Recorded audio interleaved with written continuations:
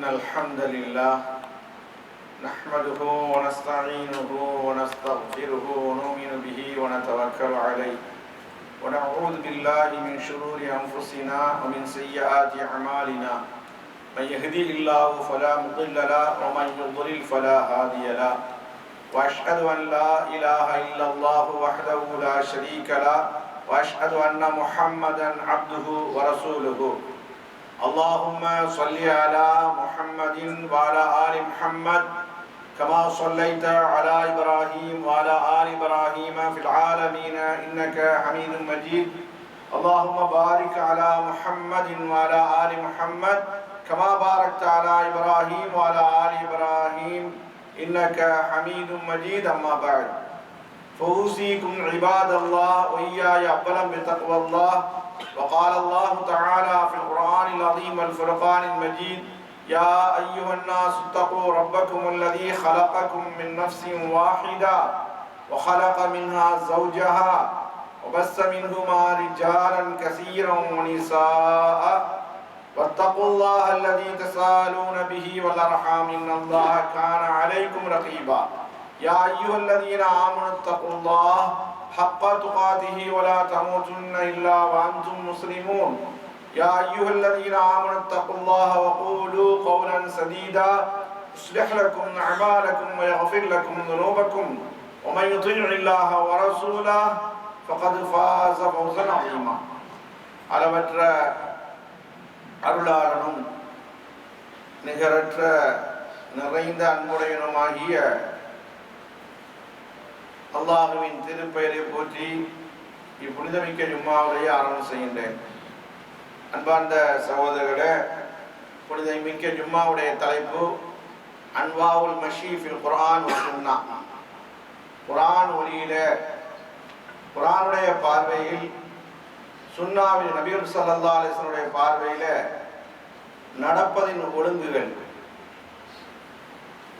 இந்த ஒரு தலைப்பு நமக்கு தரப்பட்டிருக்கிறது. நாம் நினைக்கலாம், நடக்கிறதுலாம சொல்லிக் கொடுக்குறது, நம்ம தான் நடந்துகிட்டே இருக்கணும், நமக்கா நடைபெறி சொல்லி தரீங்க அப்படின்னு நினைக்கலாம். அப்படி ஒரு சந்தேகம் வரலாம், எல்லாருக்கும் வரலாம். இந்த தலைப்பை போட்ட உடனே நமக்கும் அந்த மாதிரி தான் இருக்கும். இதெல்லாம் சாதாரண விஷயம். நடக்கிறத பற்றி எல்லாம் சொல்லணுமான்னா குர்ஆன் சொல்லிட்டு, அதான் மகத்தான ஆச்சரியம். சுன்னா ரசூல் ஸல்லல்லாஹு அலைஹி வஸல்லம் அவங்க விளக்கம் சொல்லியிருக்காங்க. அதான் என்னுடைய ஜும்மா உரையில் அடிக்கடி எல்லா உரையிலும் நான் பெரும்பாதி குறிப்பாக இங்கே சொல்லிட்டு வர்றது ஒரே ஒரு வசனம் தான். மா ஃபர்ரத்னா ஃபில் கிதாப் மின் ஷைஇன். குர்ஆன்ல அல்லாஹ் எதையுமே விட்டு வைக்காமல் இல்லை, எல்லாத்தையும் சொல்லிட்டான். மா ஃபர்ரத்னா ஃபில் கிதாபி, குர்ஆன்ல எதை நாம சொல்லாம இருக்கல, மின் ஷைஇன், எதையுமே சொல்லாம இருக்கல, எல்லாத்தையும் சொல்லியிருக்கோம். குர்ஆன் சின்னது, ஆனால் பெரிய அர்த்தத்தை தாங்கியது என்ற செய்தியை முதலாக பதிவு செய்கிறேன். எனவே இந்த நடக்கிறது இருக்குது, இது எல்லாருமே நடக்குவாங்க. சொல்லிக் கொடுக்கணுமா? ஆடு மாடு ஒட்டகங்கள் கூட நடக்குது, மிருகங்கள் நடக்குது, எல்லாமே நடக்குது. அதெல்லாம் குர்ஆன்ல சொல்லலாம், சூரத்து நூறை பத்தி, அதை பத்தி. ஆனால் இஸ்லாம் அதையும் அஹ்காமாக, சட்டங்களாக, ஷரியத்தாக, இஸ்லாமிய ஷரியத்தாக, ஆதாபாக, அது ஒழுங்குமுறையாக, அஹ்லாக்காக, நற்குணமாக, மௌஇதத்தன், அது ஒரு உபதேசமாக, இபரத்தன், அது ஒரு பாடம் படிப்பினையாக இஸ்லாம் சொல்லி காட்டுது. எனவே இந்த மார்க்கத்தில் அல்லாஹ் நம்ம வச்சதுக்கு கோடான கோடி ரூபாய் கொடுத்தாலும் கூட ஈடு இணையாக யாருக்கு கொண்டு கொடுக்கிறது பாரு. அதனால ரப்பு தந்த நியமத்து பெரிய நியமத்து. அதான் குர்ஆன் சொல்லி காட்டும், உங்களுக்கு இஸ்லாத்தை தந்தது அதான் பெரிய நியமத்து, குர்ஆனை தந்தமே அதான் பெரிய நியமத்து என்று சொல்லி காட்டும். இந்த நியமத்தை வழங்காமல் எத்தனை பேர் நம் முஸ்லீம்களாக வாழ்ந்து கொண்டிருக்கிறோம். எனவே அருமையான சகோதரர்களே, நடக்கிற நமக்கு என்ன தெரியும்? அரபியில சொல்லுவாங்க அல் மஷி. அல் மஷி என்று சொன்னால் மாசி மாசி சொல்றீங்கல்ல, போறான்ல. இன்திகால் மின் மக்கான் இல்லா மக்கான், ஒரு இடத்துல இருந்து இன்னொரு இடத்துக்கு போறதுக்கு மஷி என்று சொல்வார்கள். ஆனால் நடப்பது இருக்கிறதே, இப்போ நம்ம வந்திருக்க ஜும்மாக்கு, இது ஹைருக்காக வேண்டி, நலவுக்காக வேண்டி நடந்திருக்கிறோம். இப்போ நம்ம வந்திருக்கிற வாகனத்தில் வரலாம், நடந்து வரலாம், எப்படியோ வந்திருக்கோம். இந்த நடை சவாபை தருகிறது, இந்த நடை இபாதத் வணக்கமாகிறது, இந்த நடை தகர்ருபன் இலல்லாஹ், அல்லாஹ்வின் பக்கம் நெருக்கி வைக்கிறது. வழியில் தொழுவாதீங்க, கொஞ்சம் ஓரமாக தொழுங்க, அப்புறம் அடைச்சிங்கன்னா வழி முடிஞ்சிடும். சின்ன அருமையான சகோதரர்களே, இந்த மாதிரி ஒரு சில நடை இருக்கிறது பாவத்தை தரும். சிகரெட் வாங்குறதுக்காண்டி போகிறான். நம்ம மதுபானம் குடிக்கிறலாம் இல்லை, பள்ளிக்கு வரவங்க இல்லை, யாராவது ஒரு ஆள் சிகரெட் குடிப்பாங்க, அது குடிச்சிருக்காங்க நமக்கு தெரியாது. அந்த மாதிரி சின்ன ஒரு உதாரணம் சொல்கிறோம். அது பாவமான காரியம் அல்ல, குரான்ல அது தற்கொலைக்கு சமமாக பேசலாம். அந்த மாதிரி போகிறோம், பாவமான காரியத்துக்கு பாடி போகிறோம். ஒரு அந்நிய பெண்ணை பார்க்கறதுக்காண்டி போகிறான். இந்த மாதிரி எத்தனையோ பாவங்கள் இருக்கிறது. சினிமா பார்ப்பதற்காண்டி நடக்கிறாங்க. இன்னைக்கும் மோசமான ஒரு சூழ்நிலை என்ன செய்து இருக்குது. எவ்வளவுதான் மார்க்கம் வளர்ந்தாலும் கூட இன்னைக்கும் மோசமான சூழ்நிலை இருக்கிறது. ஏதோ ஒரு பாவமான காரியத்துக்காக நடக்கிறான். அது என்ன செஞ்சிருது, அந்த நடை பாவத்தில் போய் விழுந்து அவனுக்கு தண்டனையை கொடுக்குது, இமையிலே மறுமையிலே கொடுக்க என்ற செய்தியை மார்க்க ரீதியாக பார்க்கணும். முதலாக நம்ம தெரிஞ்சு கொள்ளணும், அல் மாஷி, நம்ம நடக்கிறது இருக்கிறது நம்முடைய சக்தியில இல்லை. நம்முடைய சக்தியில இருந்தா வயசான பிறகு நம்ம நடக்கணும். நடக்க முடியலையே, இப்படி இப்படி ஊன்றோம், சுகத்தை பிடிக்கிறோம், அது செய்யறோம். எந்த குதிரத்தை ஆரம்பத்தில் இறைவன் தந்தானோ அல்லாஹ் காப்பாத்து நவுதுபில்லா இடையிலே பிடிங்கலாம். சிலவங்களுக்கு ஆக்சிடென்ட் மூலமாக இயற்கை கால செயற்கை காலை வச்சு நடக்க முடியாது அவங்களால. அவங்களுக்காக வேண்டியே தனியா எங்கேயும் ட்ரெயின்ல இருந்து, பஸ்ல இருந்து, ஆபீஸ்ல இருந்து, வாகனத்தை நிறுத்துல இருந்து அதை ஒதுக்கிறதுக்கு அவங்களுக்கு வச்சிருக்காங்க. அவங்க நல்ல ஆரோக்கியமான போட்டா நமக்கு ஃபைன். அல்லாஹ் தஆலா நடைய தந்திருக்கான, நீங்க எவ்வளவு சுக்குர் செய்ய போறீங்க. நான் இப்படி நடக்க முடியாது, சக்தி இருக்க போய் தான் நின்று பயன் பண்றேன். சக்தி இல்லாத சும்மா உட்கார்ந்து பயன் பண்ணலாம், அது வேற. சக்தி இருக்க போய் நின்று பயன் பண்றோம். இது அல்லாஹ்வுடைய குதிரத்தை காட்டுகிறது. இப்போ நாம் நின்று நடக்கிறோமே, அல்லாஹ்வுடைய குதிரத்தை காட்டுகிறது. அல்லாஹ்வுடைய அலுமத், கண்ணியமானவன், கம்பீரமானவன் என்று காட்டு. எத்தனை பேர் நடக்க முடியாமல் படுக்கையில இருந்து கொண்டிருக்கிறார்கள், எத்தனையோ நடக்க முடியாமல் வீதிக்கு வர முடியாமல் இருக்கிறார்கள். ரப்பு ரஹ்மான் இந்த மாதிரி ஒரு ஆரோக்கியத்தை தந்தான், அந்த அளவுக்கு பெரிய செல்வாக்கை தந்தான். எங்க கட்டையா இருந்தா, ஒரு கட்டையை வச்சுட்டா கட்டையை மடக்க முடியுமா? இந்த காலை இப்படி மடக்கிறேன், இப்படி மடக்கிறேன், இப்படி மடக்கிறேன், இப்படி மடக்கிறேன், எவ்வளவு பெரிய இருக்குது. ரப்புடைய குதிரத்தை நீங்க நினைத்து பாருங்கள். ரசூலுல்லாஹி ஸல்லல்லாஹு அலைஹி வஸல்லம் அவர்கள் ஒவ்வொரு உறுப்புகளுக்கும் நின்று துஆ செய்தார்கள். எனவே அருமையான சகோதரர்களே, இந்த நடப்பது இருக்கிறதே இறைவனுடைய குதிரத்து மட்டுமல்ல, ஆயத்துமின் ஆயாத்தில்லா, அல்லாஹ்வுடைய அத்தாட்சிகள் மகத்தான அத்தாட்சியாக இஸ்லாம் இமாம் இப்னு கஸீர் ரஹ்மத்துல்லாஹி அவர்கள் ஒரு வசனத்துக்கு விளக்கம் தருவார். எனவே நடப்பது என்பது ஒன்று இபாதத் ஆயிடும். நல்ல விஷயத்துக்கு நடந்தா இபாதத், வணக்க வழிபாடு நடந்தா, பாவமான காரியத்துக்கு நடந்தால் தண்டனை ஆயிடும் என்பதை பார்க்கிறோம். அல்லாஹ் தஆலா சூரத்து நூர்ல சொல்லி காட்டுறான். நடை எப்படியெல்லாம் இருக்கிறது என்று சூரத்து நூர்ல அல்லாஹ் விவரிக்கும்போது சொல்வான், அல்லாஹ் ஹலக, படைத்தான், குல்ல தாபத்தி, ஒவ்வொரு உயிரினங்களையும் படைத்தான், மின் மாயின். குர்ஆன் விஞ்ஞானத்தை பேசுகிறது. சகோதரர்களே, கத்தம் பாத்தியாவுக்காண்டி ஓத வைத்த சகோதரர்களே, ஓத சகோதரர்களுக்கு வழங்கி கொள்ளணும், நம்ம இல்லை. அதுபோல பரக்கத்துக்காக மட்டுமே ஓதுறமே, அவங்க வழங்கிக்கொள்ளணும். சட்ட நூலும் இல்லை, விஞ்ஞானம் மட்டுமல்ல, விஞ்ஞானம் மட்டுமல்ல, ஆன்மீகம் மட்டுமல்ல, எல்லா துறைகளையும் பேசக்கூடியதுதான் குர்ஆன். மகத்தானது, அற்புதமானது, அதான் முஅஜிஸா என்று சொல்லப்படுகிறது. அற்புதம். எல்லா உயிரினங்களையும், சில உயிரினங்களை தவிர, மலக்குமாறு, ஜின்கள், இவங்களை தவிர எல்லா உயிரினங்களையும் அல்லாஹ் தஆலா மின் மாய், நீர்ல இருந்து படைச்சான். நம்ம இந்திரியத்தில் இருந்து வந்திருக்கோம்.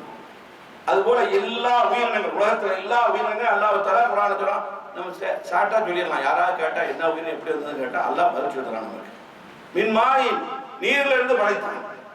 படைத்த அல்லாஹ் சொல்லி காட்டுறான், ஃபமின்ஹும் மையம்ஷி அலா பத்னிஹி, சிலருக்கு கால்கள் இல்லை, கால்கள் நடக்கக்கூடிய கால்கள் இல்லை, தன்னுடைய வயிற்றால் நடக்கிறது. ஃபமின்ஹும் மையம்ஷி, அதுல சில உயிரினங்கள் நடக்கிறது அலா பத்னிஹி. பத்னி சொன்னா வயிறு, வயிறின் மீது நடக்கிறது. உதாரணமா என்ன, சும்மா இருந்தாங்க கேள்வி நடத்த முடியாது. என்ன மீன், மீன், மீன், பாம்பு, இது போன்ற என்ன வயிற்றால தான் நடக்குது. அது கால் இருக்கா? இல்லையே. அல்லாஹ் பேசுகிறான். ஒமீன்ஹும் மையம்ஷி அலா ரிஜ்லைனி, சிலர்கள் நடக்கிறது ரெண்டு கால்கள் மீது. இன்சான், மனிதன மாதிரி பறவைகள் என்று பார்க்கலாம். ஒமீன்ஹும் மையம்ஷி அலா அர்பஇன், சிலர்களுக்கு 4 கால் இருக்கிறது. மிருகங்களுக்கு ஆடு, மாடு, ஒட்டகம், குதிரை, யானை, அப்படி அசல் வரைக்கும் சொல்லிட்டே இப்படி நடக்கிறது. என்று அல்லாஹ் சொல்லி காட்டுறான். இது என்னுடைய குதிரத்து. அந்த வசனத்தை முடிக்கும் போது என்னுடைய சக்தியில் உள்ளது, என்னுடைய ஆற்றல் உள்ளது, நான் நாடியே செய்வேன் என்று அல்லாஹ் சூரத்து நூறில் சொல்லி காட்டுறான். யானை முதல் நான் காடு, ரப்பு அந்த அளவுக்கு அவ்வளவு பெரிய உருவத்துக்கு கொடுத்திருக்கான். ஆனால் இதை சொல்லும் போது தஃசீருடைய உலமாக்கள் சொல்வார்கள், அல்லாஹ்வுடைய அத்தாட்சியும் அல்லாஹ்வுடைய குதிரத்தை எடுத்து காட்டுகிறது, அல்லாஹ்வுடைய ஃபضலையும் சிறப்பையும் ரஹ்மத்தை எடுத்து காட்டுகிறது, அவன் ஒருவன் என்பதை எடுத்து காட்டுகிறது. உதாரணமா சிந்திக்கிறேன், சக்தி மட்டும் இருந்தாலும் போதாது நடக்கிறதுக்கு. சக்தி உள்ளவன் எத்தனை பேர் குப்பரை கிடக்கு கிடக்கலாம். தொழுகைக்கு வரான் 5 நேரத்துக்கு வருதே இல்லை பெரும்பாலும். ஜும்மால போடுறவங்க அசரில் வந்து நல்லா வயிறு முட்டை நம்ம சாப்பிட்டுட்டு நம்ம என்ன செஞ்சோம், அசரை தூங்கிடுவோம் சிலவங்க. ஆனால் சக்தி இருந்தால் மட்டுமே என்ன செய்ய முடியாது, ஹிதாயத்து வர முடியாது, நடக்க முடியாது. அல்லாஹ்வுடைய இராதத்தும் அல்லாஹ்வுடைய நாட்டமும் தேவை. உதாரணத்துக்கு ஒண்ணுமே வேண்டாங்க, நமக்கு தெரிஞ்ச உதாரணம் பார்க்கலாம். இப்போ பாங்க சொன்னாங்க இல்லையா, எல்லா நேரம் 5 நேரம் பாங்க சொல்றாங்க. இப்போ பாங்க சொன்னோம், நம்ம பள்ளியில இருந்தோம். அசருக்கு மாதிரி குலான் சொல்லும் போது, இஷாக்கெல்லாம் சொல்லும் போது பெரும்பாலும் என்ன செய்வோம், வெளியே தான் இருந்து வருவோம், ரூம்ல இருப்போம், அங்கே அலுவலகத்தில் அதில் இருப்போம். ஆனால் பாங்க சொல்லுவோம் என்ன சொன்னாரு, ஹய்யால சலா ஹய்யால ஃபலான்னு சொன்னாரு. ஆனா நம்ம ரூம்ல படுத்து கிடக்கிறோம், நடப்பதற்கு சக்தி இருக்கிறது.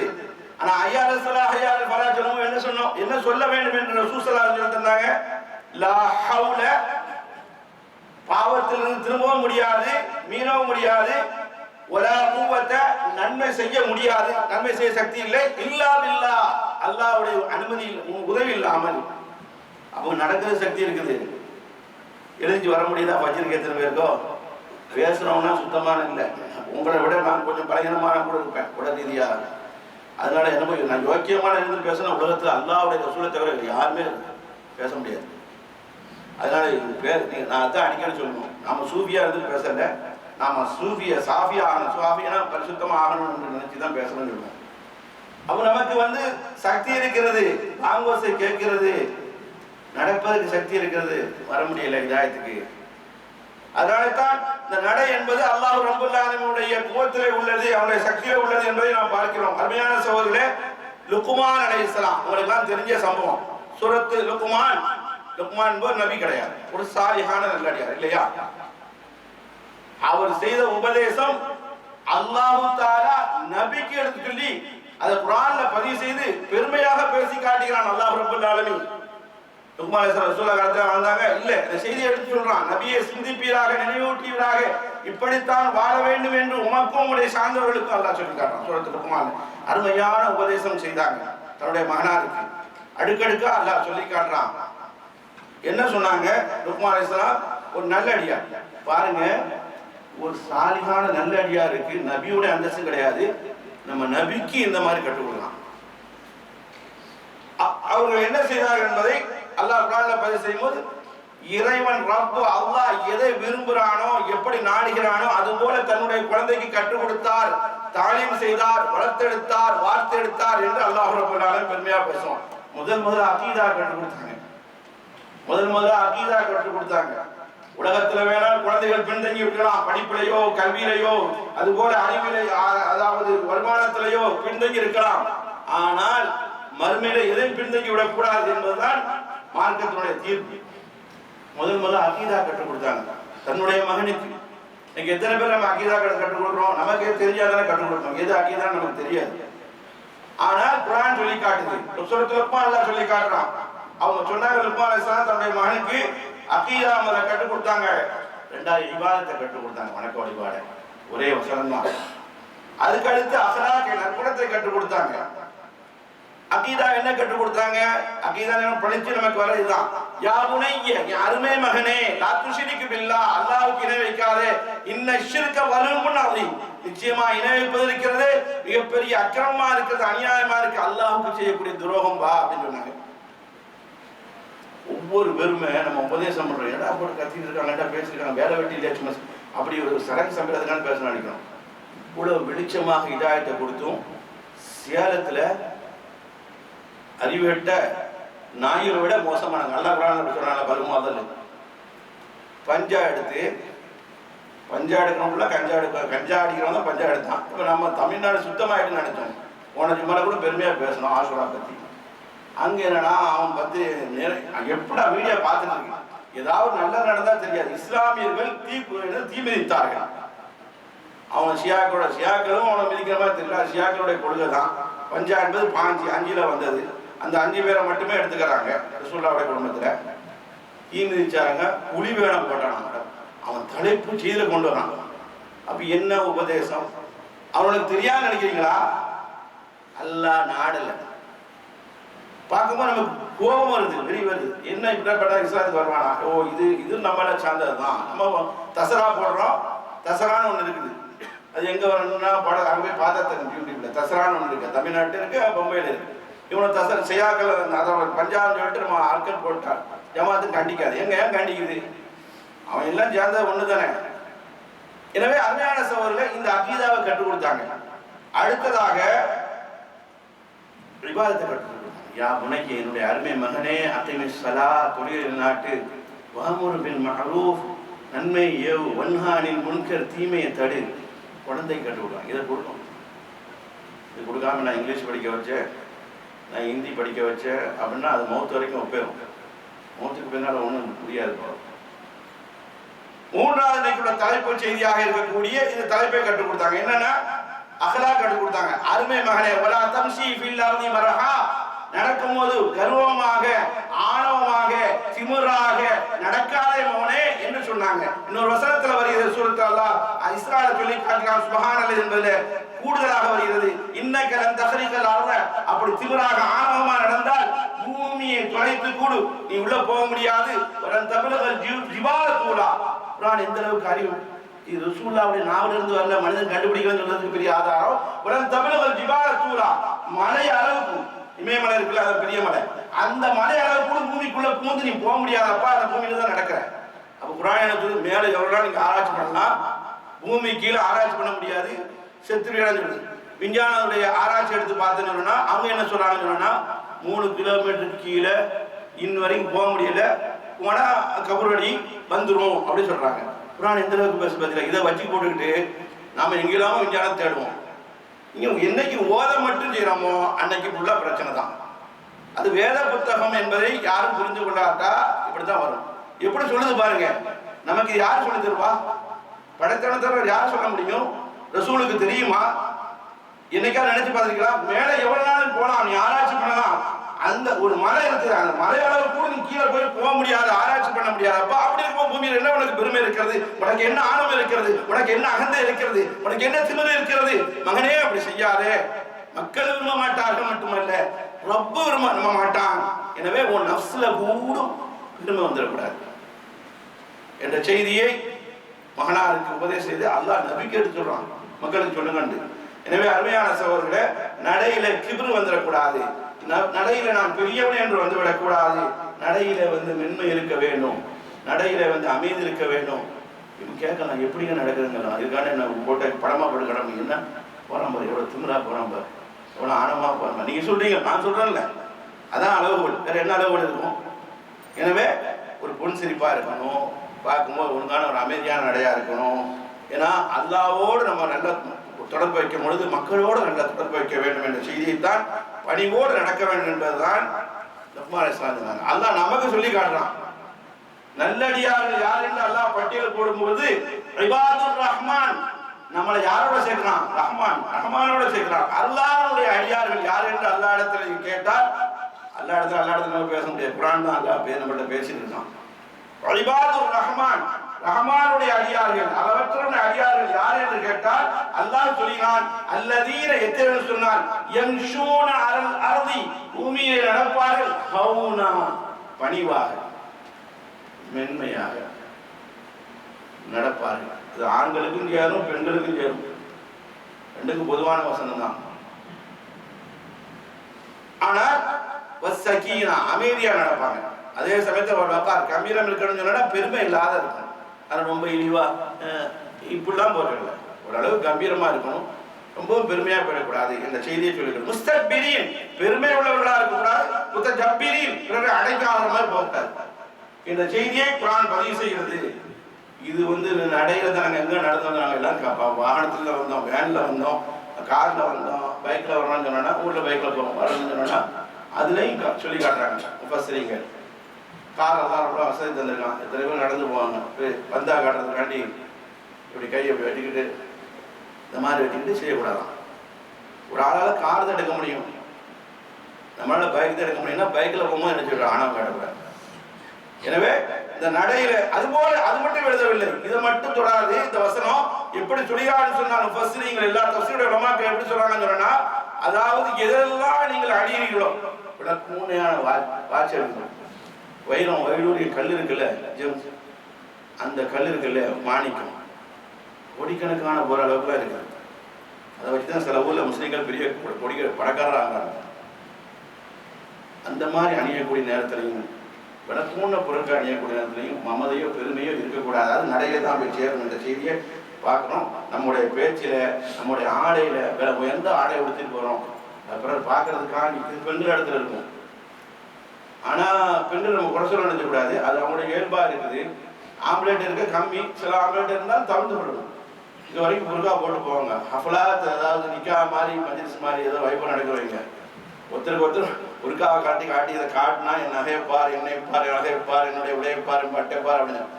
ஆனால் உள்ளத்தில் என்ன வந்துடக்கூடாது, இந்த மாதிரி வந்துடக்கூடாது என்ற செய்தியை அல்லாஹ் ரப்பல் ஆலமீன் இந்த வசனத்தின் மூலமாக நமக்கு தெளிவுபடுத்தலாம்.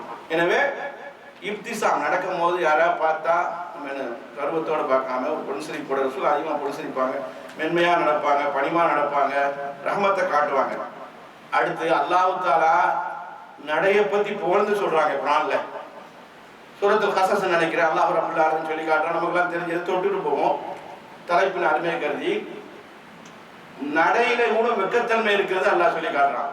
உங்களுக்குலாம் தெரியும், அல்லாஹ் குர்ஆன்ல சொல்றான், ஃபஜாஅத்து யஹதாஹுமா, அந்த ரெண்டு பேர்ல ஒருத்தி, அந்த பெண்மணி, ரெண்டு பெண்மணில ஒரு பெண்மணி, யஹதா தம்ஷி, நடந்து வந்தால், அலஸ்திஹியாய் ஹயா, வெட்கத்தோடு வந்தால், காட்ட வந்தா. பெரிய சம்பவம்.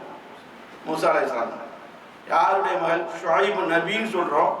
அவர் நபியா அல்ல வேற ஒரு ஷுஐபான்னு சொல்லி தஃசீருடைய உலமாக்கள் சர்ச்சை பண்றாங்க.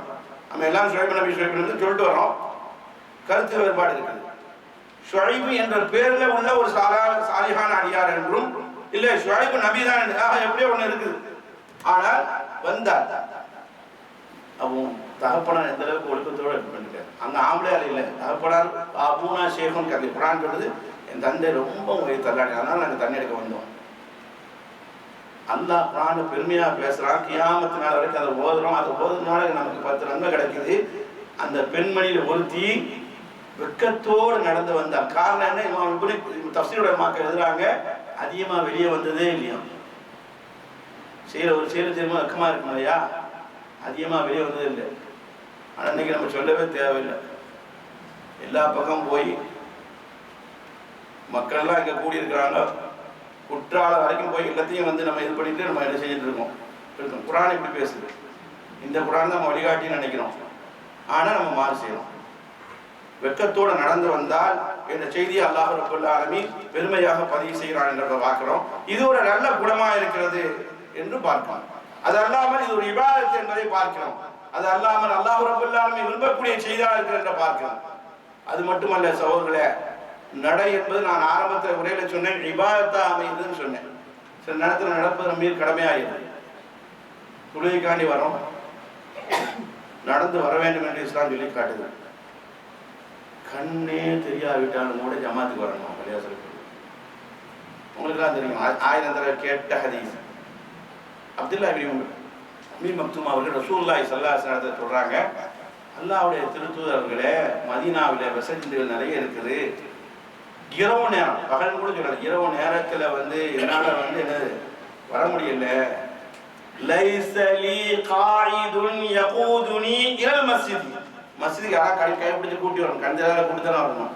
அப்படி ஒரு ஆள் இல்லை, யாரும் இல்லை. அவங்க வேலையை பார்த்து ஜமாத்துக்கு வராங்க, எனக்கு கொஞ்சம் அனுமதி தாருங்களேன் அப்படின்னு சொன்ன உடனே நபிகள் ரசூலுல்லாஹி ஸல்லல்லாஹு அலைஹி வஸல்லம் தெரியுமா, அதான கேட்குறீங்களா, பதிலளிங்க, வந்து தான் ஆகணும். அல்லாஹ் அக்பர். கண்ணு நமக்கு சிறப்பாக இருக்குது.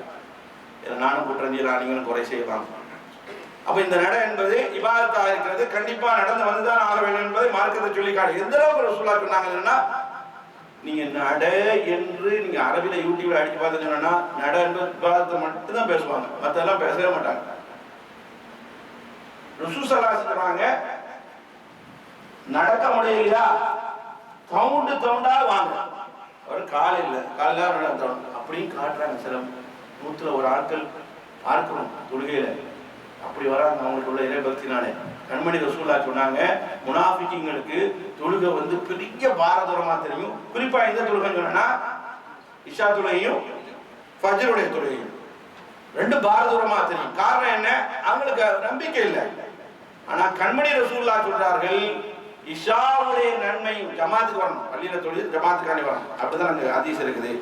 நன்மையை அறிந்திருந்தால் மக்கள் ஃபஜ்ருடைய தொழுகையுடைய நன்மை அறிந்திருந்தால் லா தௌஹுமா அந்த ரெண்டுக்கு வருவார்கள். வலௌ ஹபுவன் தவிழ்ந்தா வருவாங்க. அல்லாஹ் நமக்கு காலை தந்திருக்கான், கடைசி வரைக்கும் ஆரோக்கியமாக்கி வைக்கணும். ஆனா அப்படி கால் இல்லாட்டாலும் என்ன செய்யணும்? முடவனா இருந்தால் தவிழ்ந்தோம். அப்ப இந்த நேரத்தில் நட என்பது இபாதத் ஆகிறது, அல்லாஹ்வுடைய நன்மையை ஈட்டு தருகிறது, தகர்ருபன் அல்லாஹ். ஏன்னா தொழுகைக்காக நீங்க ஒரு எட்டு வச்சு வைக்கிறீங்களே, அந்த ஒவ்வொரு எட்டுக்கும் அல்லாஹ் ரப்பல் ஆலமீன் உயர்ந்த தர்ஜாவை என்ன செய்யறான் ஆக்குறானா. ஒவ்வொரு எட்டுக்கும் அல்லாஹ் பாவங்களை மன்னிக்கிறான். முஸ்லீம் ஷரீஃப் வருகிறது. இது எது வரைக்கும்னா பள்ளிவாசலுக்குள்ள வரும் வரைக்கும் என்பதை அல்லாஹ் ரசூல் ஸல்லல்லாஹு அலைஹி வஸல்லம் நினைச்சாங்க, சொல்லி காட்டுறாங்க. இந்த இந்த இப்ப நடக்கிறது இருக்கிறது தொழுகையை பத்தி சொன்னேன். இது இபாதத்து குர்பன் இலா அல்லாஹ், அல்லாஹ்வின் பக்கம் நெருக்கி வைக்கிறது. தவாஃப்ல கூட என்னங்க இருக்குது? தவாஃப்ல நடதான் எவ்வளவு சுற்றும், எவ்வளவு நன்மை கிடைச்சிடும், எவ்வளவு பாவங்கள் அழிஞ்சிடும். தனியாக ஹதீஸே வருது, சரியான ஹதீஸ். சரி சஃபா மர்வா அது எவ்வளவு பெரிய நன்மையை நமக்கு ஏற்றி தருகிறது பார்க்கிறோம். அதனால நடையின் நமக்கு நன்மையை தருகிறது என்பதை பார்க்கிறோம். அதே சமயத்துல நடந்து தொழுகைக்கு வரக்கூடிய நேரத்துல விரைந்து ஓடி வரக்கூடாது. எப்போ வரக்கூடாது சொன்னா தொழுகை வந்து நடந்துட்டு இருக்கு. ரசூல் ஸல்லல்லாஹு அலைஹி சொன்னாங்க, இதா உகீமத்துஸ் ஸலாத் தொழுகைக்காக இகாமத் சொல்லப்பட்டு தொழுகை நடந்து கொண்டிருந்தால் வாந்தும் தஸ்அவுன நீங்க ஓடி வராதீங்க. ஓடி வந்து அல்லாஹ் அக்பர் தக்பீர் கட்டணும்னா அத்தஹியாத்து ஓதுறோமா அல்லது சுப்ஹான ரப்பியல் அஸீம் ஓதுறோமா என்ன ஓதுற நமக்கு தெரியாது. நியத்து வருதா, நியத்து வச்சோமா, நினைச்சோமா ஒண்ணுமே தெரியாது. கடைசியில் எத்தனை ரக்காத் நம்ம இருக்கோம்னு தெரியாம போயிடும். எனவே அமைதியாக வாருங்கள். உலாய் ஃபாதாத்து வா நீங்க விரைந்து வர வேண்டாம். உலாய்க்கின் யூத்து ஆ நீங்க வாங்க. வாந்தும் தம்சூன் நடந்து வாங்க. அப்படியே வராத முன்னக்கூட்டி வந்திருக்கோம். வாலைக்கும் சக்கீனா அமைதியாக வந்து தொழுவை ஜாயினாங்க. இது தப்பிச்சோ அதுக்கு பின்னால தொழுவுங்க என்ற செய்தி ரசூல் ஸல்லல்லாஹு அலைஹி வஸல்லம் சொல்லி காட்டுறாங்க. அப்ப நடையில வந்து இபாதத்துக்கு வரக்கூடிய நேரத்தில் நன்மையை ஈட்டி தருது. அதே சமயத்தில் நடையில திமிர் வந்து விட்டால் கியாமத் நாள் வரைக்கும் நமக்கு தண்டனை கிடைக்கும். கண்மணி நாயகம் ஸல்லல்லாஹு அலைஹி வஸல்லம் செய்தி இமாம் புகாரி முஸ்லிம் கொண்டு வர்றாங்க. கால ஸல்லல்லாஹு அலைஹி வஸல்லம் பெருமானார் சொன்னாங்க, பைனமா ரஜுலி யம்ஷி நமக்கு முன்வாழ்ந்த ஒரு சமுதாயத்தில் ஒரு மனிதர் இருந்தார். ரசூலுல்லாஹ்வுக்கு முன்வாழ்ந்த சமுதாய ஒரு மனிதர் இருந்தார். ஃபீ ஹுல்லத்தின் அருமையான ஆடை அணிஞ்சிருந்தார். அது மாதிரி ஆடை யாருக்கும் இல்லை. ரொம்ப பல பூர்ண ஆடை அணிஞ்சிட்டு வந்தார். துஅஜிபுஹு நஃப்ஸு அவருக்கு விருப்பமா இருக்கும் அந்த ஆடை கொடுத்துட்டு வீட்டில் இருக்கல என்ன செய்வாங்க, 4 பேர் பார்க்கணும் சொல்லி வீதியில் வந்துட்டாங்க. அந்த மனிதர் வந்தார். அது மட்டுமல்ல, நல்ல சீவி அருமையாக அலங்காரம் பண்ணி வந்தார். வந்தவர் சாதாரணமாக வந்தால் அல்லாஹ் ரப்பல் ஆலமீன் ஒண்ணுமே அல்லாஹ் குற்றம் பிடிக்கிறது இல்லை. அதனால நீங்க உயர்ந்த ஆணை போடக்கூடாதுன்னு சொல்லுங்க. ஆணவமோ அகந்தையோ இதை பார்த்து எல்லாரும் வைக்கணும் எவனுக்குமே இல்லைன்னு நினைக்க கூடாது. கொஞ்சம் பணிவு இருக்கணும். இஸ்லாம் வந்து அழகிய ஆடை போடுவதோ விலை உயர்ந்ததை போடுவதோ தடை செய்யல. ஏன்னா அல்லாஹ் யார் ஜமீல், அல்லாஹ் யார் ஜமீல். ஹதீஸ்ல வருகிறது, முஸ்லிம் கொண்டு வருகிறார். ரசூல் ஸல்லல்லாஹு அலைஹி வஸல்லம் சொல்கிறார், இன்னல்லாஹ் தஆலா ஜமீல், அல்லாஹ் அழகானவன். யுஹிப்புல் ஜமால், ஜமாலே விரும்புகிறான். ஜமால் என்று சொல்ல அழகு. முஸ்லிம் ஷரீஃப் கொண்டு வருகிறார்.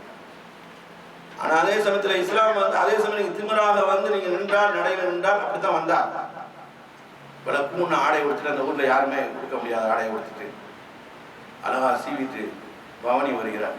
சிலவங்களுக்கு நல்ல காரை வாங்கிட்டேனா, சிலவங்க அதை சுற்றி இருக்கும். அருமையான பைக்கை வாங்கிட்டேனா ஊருக்குள்ள ஒரு ரவுண்ட் அடிச்சு என்னை பாரு அழகாக பாருன்னு சொல்லி பாரு என்னை பாரு.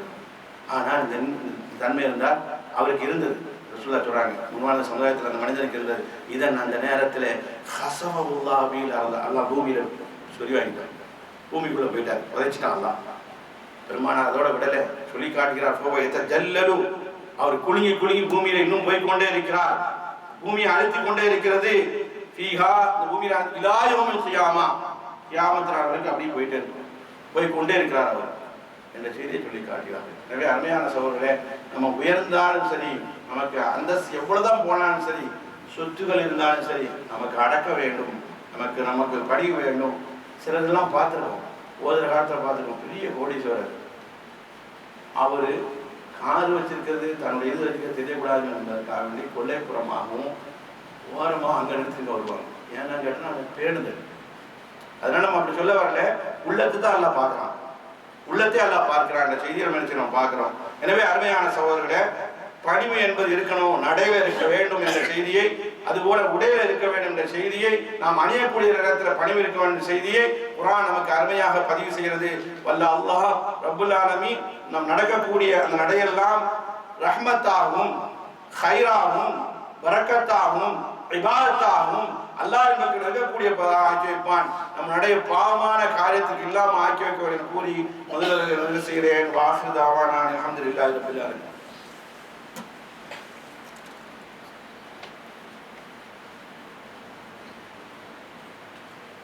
அல்ஹம்துலில்லாஹி ரப்பில் ஆலமீன்.